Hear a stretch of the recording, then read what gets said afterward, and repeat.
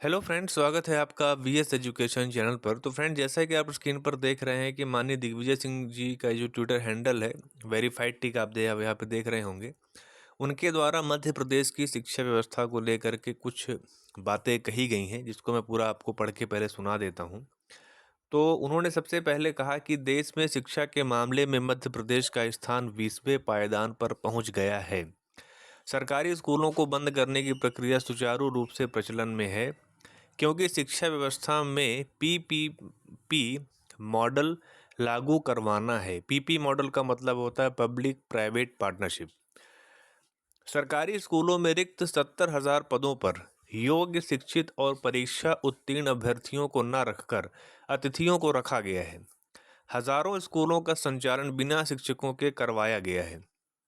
वर्ग एक वेटिंग शिक्षकों ने भोपाल से लेकर के नई दिल्ली तक धरना प्रदर्शन किए, लेकिन मुख्यमंत्री जी पद वृद्धि नहीं करेंगे, क्योंकि गरीब, मजदूर और किसानों के बच्चों को बेरोजगार ही रखना है।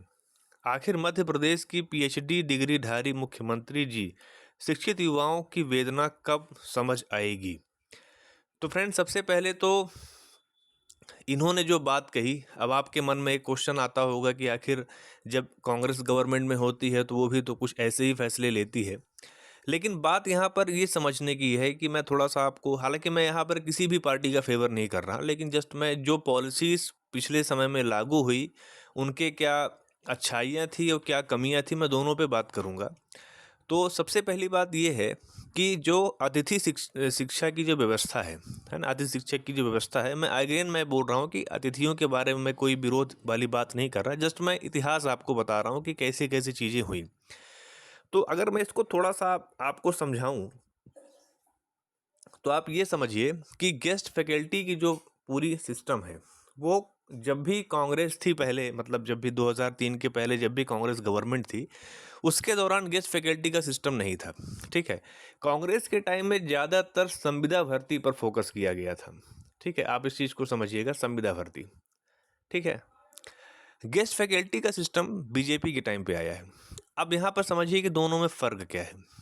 जो कांग्रेस की गवर्नमेंट थी, जब कभी दिग्विजय सिंह की जब सरकार थी, उन्होंने ये चीज़ को देखा कि शिक्षा व्यवस्था का जो स्तर है वो गिर रहा है। इसलिए उस टाइम पे भी एक्सीलेंस स्कूल की योजना लागू की गई थी, जो कि आज आपको पता है कि लगभग हर ज़िले में, या हर ज़िले में कहिए कि हर ब्लॉक में, हर ज़िले के जितने भी ब्लॉक्स होते हैं, हर ब्लॉक में एक एक एक्सीलेंस स्कूल को स्थापित किया गया। उसका सिस्टम ये बनाया गया है कि आपको एंट्रेंस देना पड़ेगा, एंट्रेंस पास करना पड़ेगा, उसमें आपकी रैंक आएगी और जितनी सीट्स होंगी उसके अकॉर्डिंग कैटेगरी वाइज वहाँ पे एडमिशन मिलेगा। तो कहने का मतलब ये है कि शिक्षा की गुणवत्ता को सुधारने के लिए वो एक प्रयास किया गया था। ठीक है, उस प्रयास में ये चीज़ें हुई, और उस स्कूल का जो चेयरमैन है वो कौन होंगे? डिस्ट्रिक्ट कलेक्टर होंगे। ठीक है, उनको उस स्कूल का चेयरमैन बनाया जाएगा। वो व्यवस्था आज भी चल रही है।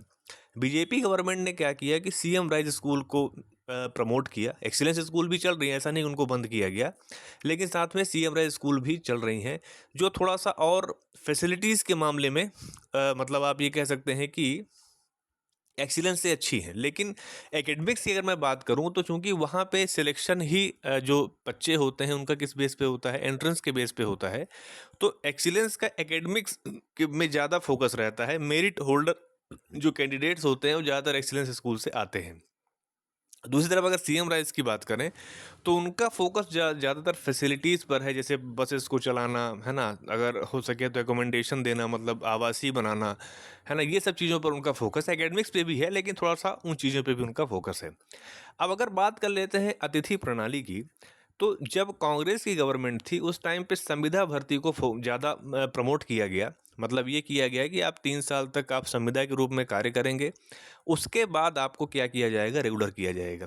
ठीक है, और वो जो 3 साल का जो समय होगा, उसको हर बार 6-6 महीने करके साल में 2 बार बढ़ाया जाएगा।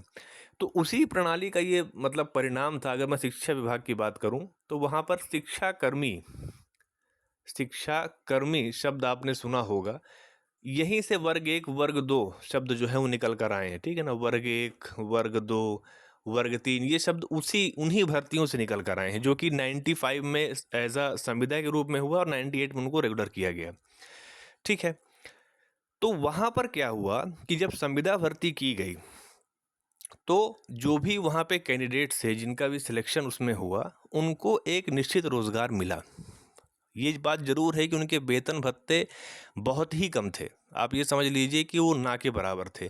बहुत ऐसे भी केसेस हुए थे कि मतलब कि वहाँ पे जो अभ्यर्थियों ने या जो जिन्होंने भी टीचर के रूप में जॉइन किया, उनको लगा कि जब वेतन इसमें है ही नहीं तो उसको उन्होंने छोड़ करके प्राइवेट स्कूल को जॉइन कर लिया, क्योंकि इतना कम वेतन था कि घर का खर्च भी नहीं निकल पाता था। लेकिन जिन्होंने भी धैर्य रखा, उस व्यवस्था से जुड़े रहे, आज उनके वेतनमान काफ़ी हद तक ठीक हो गए हैं। ठीक है। अब इसी का कंपैरिजन अगर हम गेस्ट फैकल्टी से करते हैं, तो गेस्ट फैकल्टी में क्या सिस्टम है कि आपको 10 महीने के लिए रखा जाएगा, उसके बाद आपको निकाल दिया जाएगा। 10 महीने का वेतनमान मिलेगा, उसके बाद आपको नए साल फिर से नए सिरे से आपको अप्लाई करना पड़ेगा, और अगर आप पिछले पैनल में थे तो फिर आपको नहीं निकाला जाएगा। अगर आप दूसरी जगह पर गए हैं तो पहले जो पैनल में आपसे ज़्यादा नंबर वाले हैं उनको पहले आमंत्रित किया जाएगा। ठीक है। तो इस चीज़ को आप समझिए कि पहले क्या था कि संविदा भर्ती हुई तो व्यक्तियों को रोज़गार मिला, वो रोज़गार स्थायी बना, और आज चल के वो सभी जो हैं कैंडिडेट, सभी क्या हो रहे हैं, अच्छे खासे पेमेंट्स पे काम कर रहे हैं। लेकिन जब गेस्ट फैकल्टी का सिस्टम आया, उसमें कोई भविष्य नहीं है। हाँ, ये है कि आपको 25% का आरक्षण मिलता है, वेतनमान आपको भी जो भी मानदेय है वो सब दिया जाता है, लेकिन उसका कोई फ्यूचर नहीं है। आज ये सभी चीज़ आप एकदम स्पष्ट है। फ्यूचर तब होगा जब रेगुलर भर्ती आएंगी। अगर 100 पोस्ट आती है तो 25 पोस्ट अतिथि की हो जाएगी, 1000 पोस्ट आती है तो 250 पोस्ट अतिथि की हो जाएगी, 10,000 पोस्ट आती है तो 2500 पोस्ट अतिथि की हो जाएगी। जब ये चीज़ें होंगी तो ही गेस्ट का फ्यूचर वहाँ पर होगा। ठीक है। तो इसलिए यहाँ पर ये जो व्यवस्था है, ये एक टेम्परेरी व्यवस्था है, इस चीज़ को चेंज करने की ज़रूरत है। तो यहाँ पे जो माननीय दिग्विजय सिंह ने प्रश्न उठाया, हालांकि उनकी सरकार में बहुत ज़्यादा संविदा भर्ती हुई थी, जो कि बाद में रेगुलर भी उन्हीं के शासनकाल में हो गया। हाँ, ये है कि जो वेतन भत्ते हैं, जिस हिसाब से वेतन भत्ते बीजेपी गवर्नमेंट ने बढ़ाया था उन संविदा शिक्षकों का, उस हिसाब से कांग्रेस की सरकार में नहीं बढ़ा।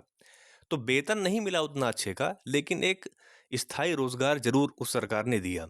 अब यहाँ पर बात ये है कि जब बात करते हैं, देखिए यहाँ मैं फिर से बोलूँगा कि मैंने आपको दोनों चीज़ें बता दी। मैंने दोनों ही पार्टीज़ का आपने देखा कि शिक्षा को लेकर के उनके क्या मतलब एटीट्यूड था, उनका क्या दृष्टिकोण था, मैंने वो भी आपको क्लियर कर दिया। और दोनों के ही जो पॉलिसीज़ थी उसकी मैंने कमियां और अच्छाइयां दोनों बता दी। बीजेपी सरकार ने वेतनमान अच्छा दिया, लेकिन जो स्थायित्व जो है वो उनको नहीं मिला। लेकिन कांग्रेस की सरकार में आपको स्थायित्व मिला लेकिन वेतन अच्छा नहीं मिला। ठीक है। लेकिन दोनों ही सरकारों ने शिक्षा व्यवस्था को सुचारू रूप से चलाने के लिए अपने अपने हिसाब से चीज़ें की। बीजेपी गवर्नमेंट ने आपने देखा गेस्ट फैकल्टी को प्रमोट किया, और कांग्रेस गवर्नमेंट ने जो संविदा भर्ती है उसको प्रमोट किया।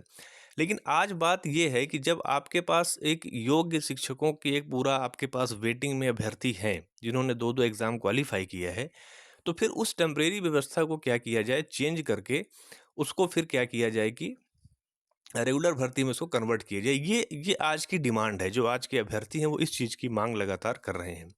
पीपीपी मॉडल की अगर मैं बात करूं तो इसका मतलब ये है कि एक स्कूल होगा, उसमें हो सकता है कि उसकी बिल्डिंग गवर्नमेंट बना के दे दे, उसका मैनेजमेंट किसी प्राइवेट संस्था को दे दिया जाए, है ना। ये चीज़ें मतलब पीपीपी मॉडल जो होता है वो ज़्यादातर आप ये समझिए कि कोऑपरेटिव वगैरह में इसको ज़्यादा यूज़ किया जाता है। जो रोड वगैरह बनती है उसमें भी होता है। हालांकि रोड्स वगैरह में ऐसा सिस्टम होता है कि कोई प्राइवेट कंपनी रोड बनाती है, वो अपने 25 साल जो भी उसका कॉन्ट्रैक्ट होता है उतने समय तक वो टैक्स टोल के रूप में वसूल करती है, और जब उसका वो समय निकल जाता है तो उसके बाद वो पूरी रोड क्या करती है, सरकार को हैंड ओवर कर देती है। इस बीच में जब तक उनका कॉन्ट्रैक्ट है तब तक अगर रोड में कोई खराबी आ गई, टूट गई, फूट गई, गड्ढे हो गए, तो उसका सब मेंटेनेंस उसी कंपनी को करना पड़ता है। और जब उसका समय निकल जाता है, बीत जाता है, तो कॉन्ट्रैक्ट पूरा हो जाता है, तो फिर वो अपना टोल हटा देते हैं, वो रोड पूरी सरकारी हो जाती है। तो कुछ इसी तरह की बात यहाँ पर भी हो रही है। बट जब आपके पास कैंडिडेट्स हैं तो फिर आपको रेगुलर भर्ती वहाँ पर करनी चाहिए। ये आपके दिग्विजय सिंह जी के द्वारा यहाँ पर बात कही गई है। तो यहाँ पर ये चीज़ें हो गई फ्रेंड्स,